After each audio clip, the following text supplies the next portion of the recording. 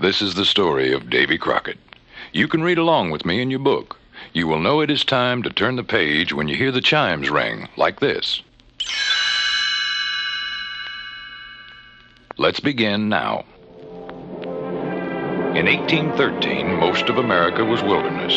In his buckskin clothes and coonskin cap, Davy Crockett carved out a home in this rugged land. Davy and his friend, Georgie Russell, rode from Tennessee to help General Andrew Jackson make peace with the Creek Indians. General Jackson welcomed them. The reports are bad, Crockett. All but one of the Creek chiefs have signed the peace treaty. A young firebrand named Red Stick refuses. If we can't get him to go along, a lot of innocent settlers and Indians will be hurt. The Indians respect you. They know you are a man of your word. Maybe Red Stick will listen to you. Take Major Norton and find his camp. Well, General, Georgie and me will do our best, but I doubt if Red Stick is in a mood to powwow. If the Major wants to tag along, I guess it'll be all right. Davy had learned the Indian ways. We'll cut through the brush so no one sees us. Using the trail would be like sending a calling card to Red Stick. We need to catch him by surprise if we want him to listen. Major Norton quickly grew impatient. You can crawl through the forest like an animal, Crockett. My men and I will take this path to Red Stick's camp and get the job done. Come back, Major. If Red Stick sees you, he'll think we've come to make war. But the Major kept going. Davy and Georgie followed the sound of Indian war drums. It's Red Stick's camp, all right, Georgie. And it looks like he's fixing to go on the warpath. We've got to warn the Major. As they backtracked, Davy heard gunfire. It sounds like the Major has run into Red Stick's braves. But Davy, how are we going to unspring the trap he's gotten himself into? Davy studied the situation. We'll surround him. Do you think there's enough of us? We'll do the old Crockett charge. Company A, attack! Georgie circled around, firing his rifle. Company B, fire when ready. Charge! The startled Indians thought General Jackson's whole army was attacking. The Indians weren't the only ones fooled. Major Norton sputtered, Crockett! Russell! Where is General Jackson? Where's the army? Georgie grinned. No army, Major. It looks like two of us were enough. But that was just a little scouting party, Major. We have to get the news back to the general. Davy made his report. Well, General, from the looks of things, Red Stick is aiming to fight. He was having a big war dance last night, and the whole Creek Nation is gathering up there.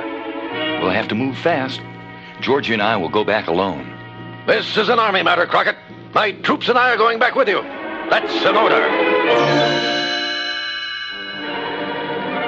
At dawn, General Jackson and his army surrounded the Indian camp. Crockett, when we catch Red Stick, this war will be over. You stir things up in his camp, and we'll nab him when he tries to escape. Guns blazed as Davy and his men charged the camp. A tomahawk sliced through the air, narrowly missing Georgie. I'll take care of this, Davy. You catch Red Stick. But the young chief was already galloping away. Red Stick saw Davy racing after him. The time to talk is past. Now the Indian fight. He charged Davy, knocking him to the ground. Moments later, Red Stick had escaped. General Jackson knew there could be no peace without Red Stick. I'm afraid he'll never listen to us now. He could start an all-out war. Georgie and I will find him, General. But we'll travel faster if we go alone.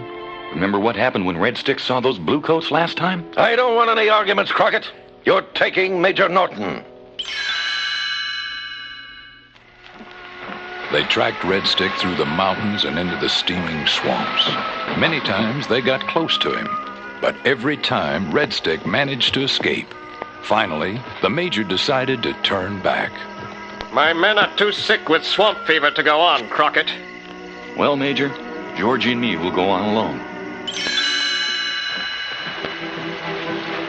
Deep in the swamp, Georgie found a trail. It looks like Red Stick and his brave split up, Davy. You follow those tracks, and I'll go this way. Whistle if you find anything. Georgie hadn't gone far when he was hit from behind. When Georgie awoke, he found himself tied up in the Indian camp. Red Stick glared at him. You did not come alone. Where is Crockett? Davey stepped from the woods. I'm right here, Red Stick. Since you're hankering for a fight, let's you and me settle this the Indian way, with tomahawks. Both men grabbed up tomahawks. Red Stick swung fiercely, but Davey dodged it. The two grappled, falling into the swamp. The Indian chief grasped Davey in a stranglehold. It looked hopeless to Georgie. In a flash, Davey spun around and pinned Red Stick to a tree. Maybe now you'll listen to reason. Lay down your weapons, Red Stick. Join the other chiefs in a treaty so you can live in peace on your own land. Red Stick clasped Davey's hand. I trust you. We will fight no more. Georgie was released, and Davey bid farewell to Red Stick's tribe. Then Davey made his last report to General Jackson. Now that the fighting's over, Georgie and me will be heading back to our farms and families in Tennessee. That's where we belong.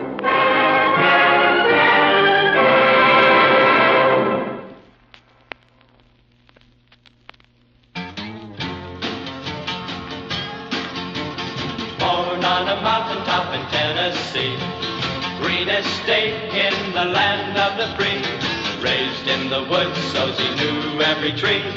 Killed him a bar when he was only 3, a singing Davy, Davy Crockett, king of the wild frontier. Once again now, Davy, Davy Crockett, king of the wild frontier.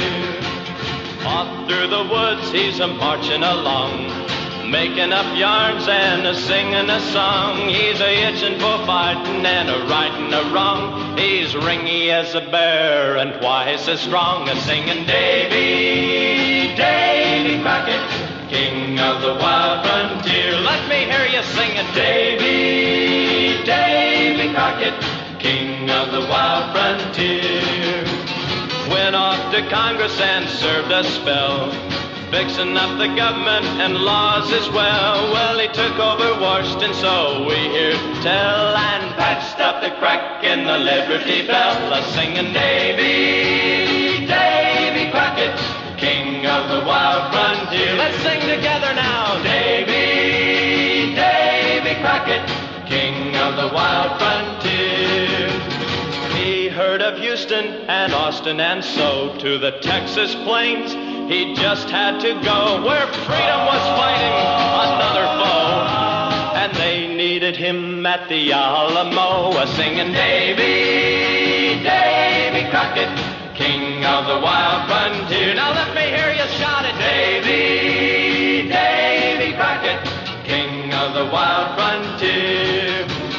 His land is biggest, his land is best, from grassy plains to the mountain crest.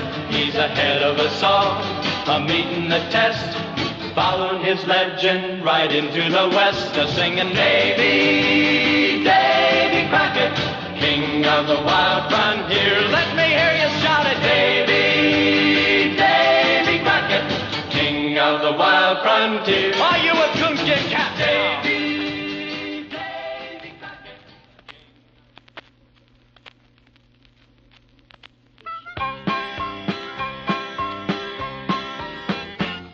Oh, I went down south for to see my Sal, Singing Polly Wolly Doodle all the day. My Sally is a spunky gal, Singing Polly Wolly Doodle all the day. Fare thee well, fare thee well, fare thee well, my fairy babe. Oh, I'm going to Louisiana for to see my Susiana, singing Polly Wolly Doodle all the day. Oh, my Sal, she is a maiden fair, Singing Polly Wolly Doodle all the day. with curly eyes and laughing hair, Singing Polly Wolly Doodle all the day. Fare thee well, fare thee well, fare thee well, my fairy babe. Oh, I'm going to Louisiana for to see my Susiana, singing Polly Wolly Doodle all the day.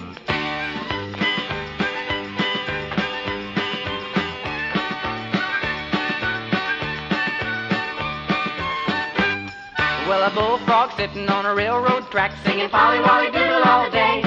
Just a picking his teeth with a carpet tack singing Polly Wolly Doodle all day. Fare thee well, fare thee well, fare thee well, my fairy fay. For I'm going to Louisiana for to see my Susiana singing Polly Wolly Doodle all day. Fare thee well, fare thee well, fare thee well, my fairy fay. For I'm going to Louisiana for to see my Susiana singing Polly Wolly Doodle.